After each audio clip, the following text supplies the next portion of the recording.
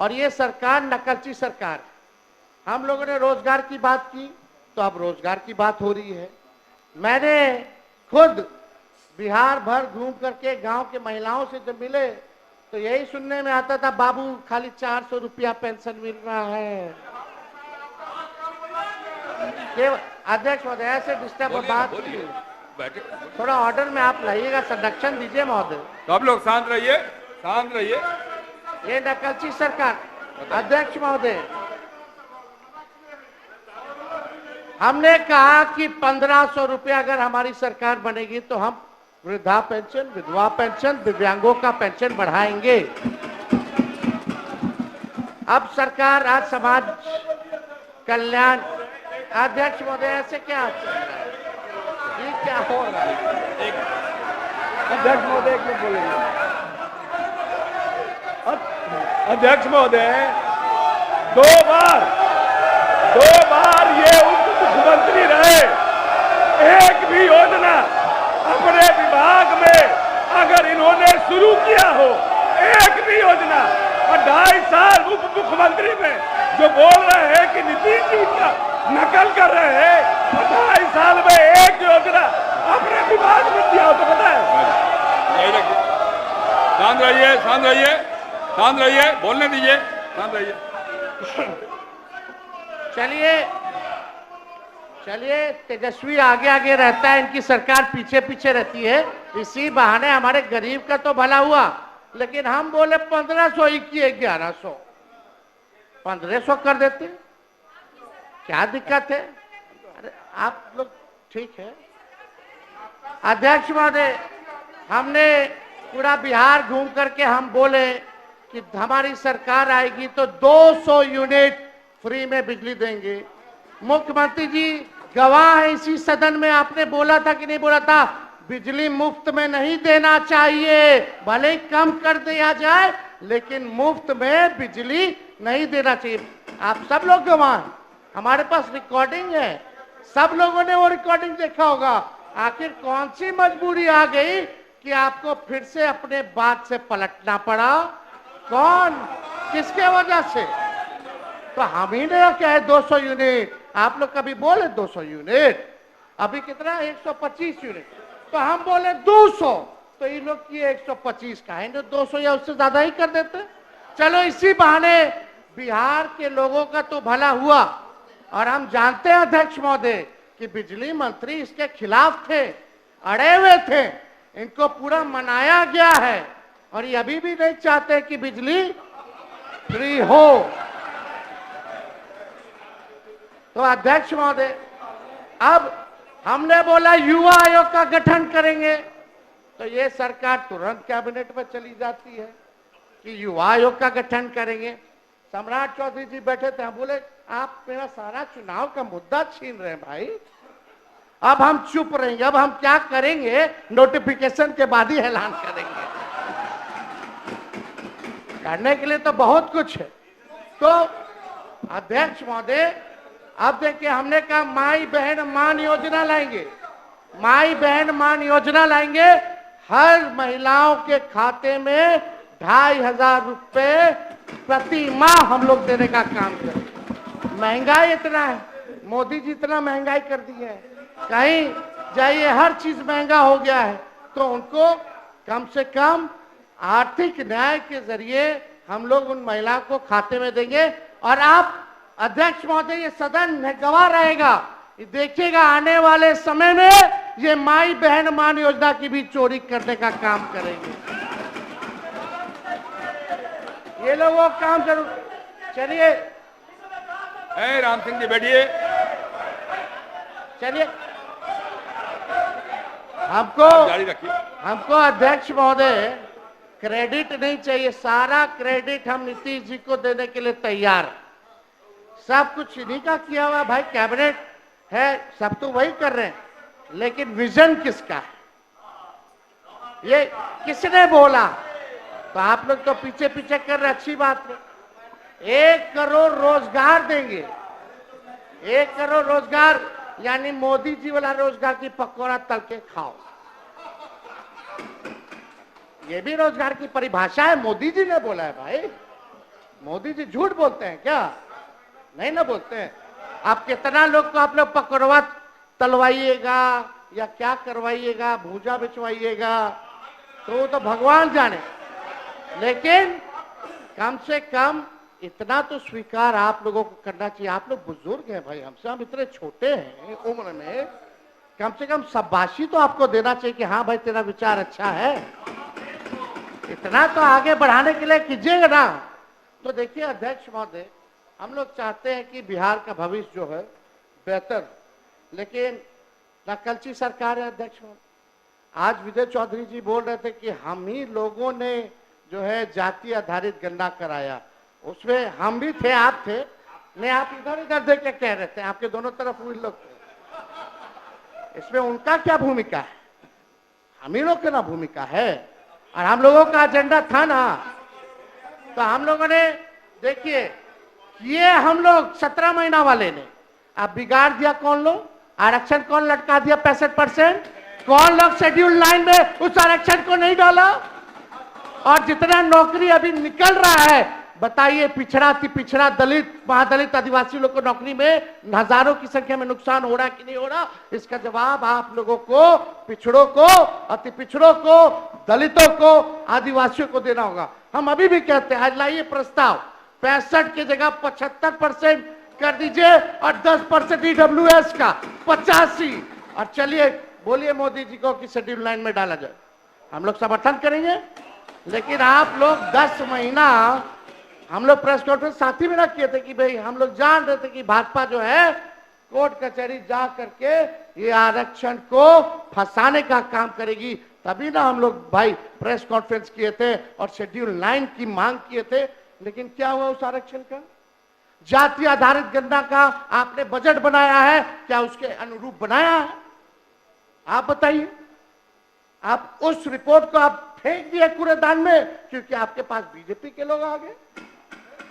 आज हम होते तो कूड़ेदान में नहीं ना होता, आरक्षण नहीं ना फंसता। तो ये बात महोदय हमको लगा कि आप लोगों को याद दिलाने की जरूरत है। स्पेशल स्टेटस, स्पेशल पैकेज तो छोड़ दीजिए प्रधानमंत्री जी, अब तो सब नेता लोग आ रहा है बिहार में चुनाव है, लेकिन आप ये देखिएगा एक बार भी बिहार के लिए वो क्या करेंगे। बेरोजगारी का बौ नहीं निकला मुंह से, महंगाई का मौ नहीं निकला, पलायन का पौ नहीं निकला, ना शुगर मिल के बारे में बात किए, ना कारखाने की बात किए। बताइए ईमानदारी से, बिहार सरकार से हम जानना चाहते हैं कि गुजरात को कितना मिला और बिहार को कितना मिला। खाली 2 स्टेट का बता दीजिए कंपैरिजन में। बिहार को क्या मिल रहा है? कुछ नहीं मिल रहा है, केवल वही रिपैकेजिंग हो रहा है, हर चीज हो रहा है, केवल ठगने का। अरे आप लोग अपने नेता को क्यों डिस्टर्ब कर रहे हैं? अपने ही नेता को डिस्टर्ब कर रहे हैं। अध्यक्ष महोदय, प्रधानमंत्री जी आए तो बहुत सुन के हमको अच्छा लगा। उन्होंने कहा कि रेलवे का इंजन अब बिहार में बन रहा है, विदेश जा रहा। वो रेलवे का कारखाना कौन लाया? लालू जी ने लाया। आज देश भर में अगर रेलवे का पहिया बन रहा है, रेलवे दौड़ रही है, तो पहिया का कारखाना कौन लाया? लालू जी ने लाए। और कौन लाया? मधेपुरा में हो, मढ़ौरा में हो, ये कौन लाया? या पहिया कारखाना हो, इंजन का हो, ये तो लालू जी का देन है। तो प्रधानमंत्री जी के मुंह से लालू जी का तारीफ क्यों नहीं निकला? वो तो प्रधानमंत्री जी की देन नहीं है जो इंजन बन करके विदेश जा रहा है, तो वो तो लालू जी की देन है। तो इस पे जो है उनको बताना चाहिए था महोदय। तो कुछ नहीं। और आज अच्छा है कि आज हम लोगों का अंतिम भाषण है इस सत्र का, इस सदन में। लेकिन एक बात है, परिवारवाद के खिलाफ तो लोग बहुत बोलते हैं। नेशनल दामाद अलायंस या नेशनल दामाद आयोग, उधर मांझी जी का दामाद जी फिट हो गए, इधर अशोक चौधरी जी के तो आरएसएस कोटा से हुए, आरएसएस कोटा से इनके दामाद आरएसएस कोटा से हुए, और चिराग पासवान जी के जीजा हो गए। क्या बात है? आप प्रधानमंत्री जी, अब आप लोगों को परिवारवाद नहीं दिख रहा? आप परिवार पे ज्ञान नहीं दीजिएगा?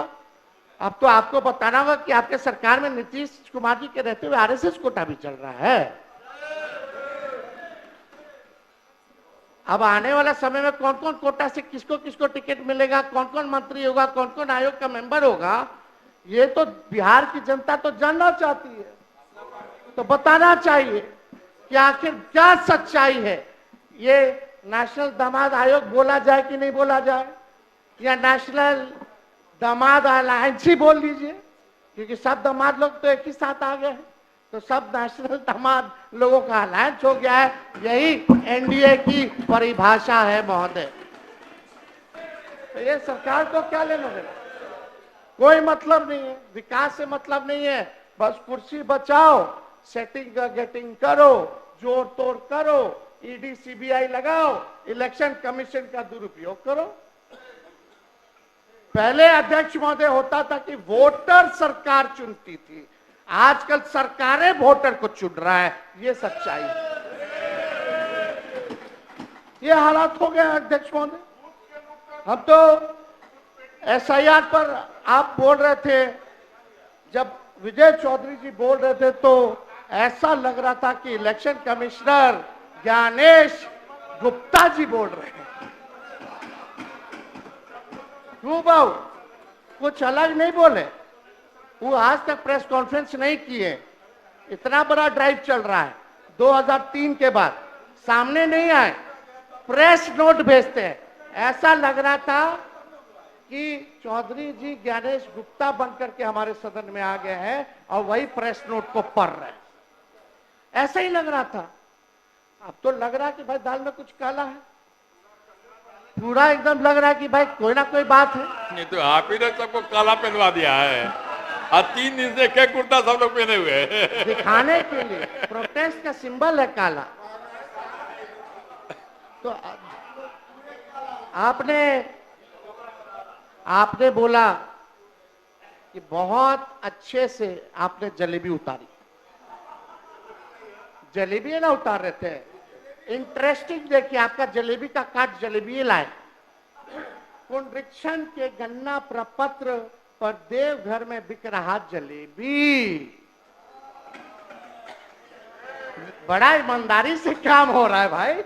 जो प्रोसेस है, अंगूठा मार रहा है बीएलओ, साइन कर रहा है, वोटर को पता नहीं कि उसके पमवा जमा हुआ कि नहीं हुआ, वो भी बिना डॉक्यूमेंट के, बस केवल टारगेट पूरा करना कि हमको 25 दिन के अंदर 99% सुप्रीम कोर्ट में दिखा देना है।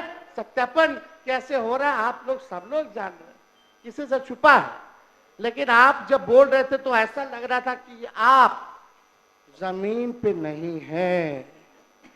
जमीन के हालात चौधरी साहब माफ कीजिएगा, ना आपको ना सरकार को पता है, या तो पता है अब पूरी तैयारी इलेक्शन कमीशन के साथ आप लोग मिलकर के कर लिए, यही दो बात हो सकता है।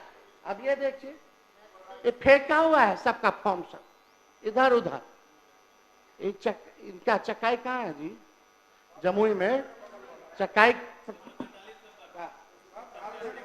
ये सब अच्छा ठीक है। पटना में फ्लाईओवर में सत्यापन का फॉर्म सब जो है बहुत पारदर्शिता से हो रहा है। आप तो बहुत अच्छे से बोल रहे थे, ये आप लोग को नहीं दिखता है, अधिकारी नहीं दिखाता होगा, हम समझ सकते हैं। अधिकारी मंत्री लोग का थोड़ी सुनता है।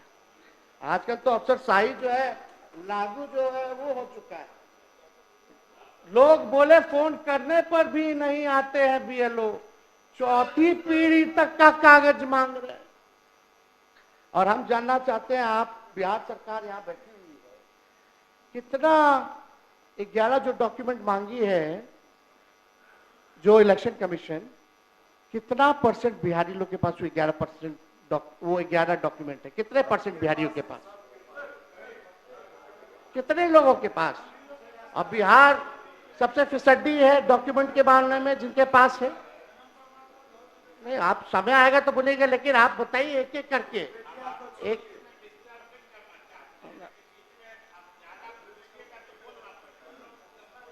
आपको हम याद दिला रहे हैं, आप लिख लीजिए ताकि बाद में आप बोल दीजिएगा।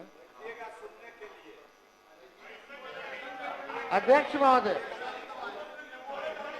एक आप अजीत अंजुम जी को देखिएगा। अजीत अंजुम उनके यूट्यूब चैनल पे जाइएगा, कैसे फर्जी साइन कर रहा है, कैसे फर्जीवाड़ा हो रहा है, कैसे फॉर्म को अपलोड किया जा रहा है without any document, without voters they don't know कि उनका भी फॉर्म जो है जमा हो रहा है कि नहीं हो रहा है। एक बार जरा देख लीजिए। और आपकी सरकार ने, माफ कीजिएगा, एक ईमानदार पत्रकार को जो ग्राउंड रियलिटी का चेक कर रहा था उस पर आप लोगों ने एफआईआर करा दिया। आप अजीत अर्जुन जो दिल्ली से आया, जो सच दिखा रहा है,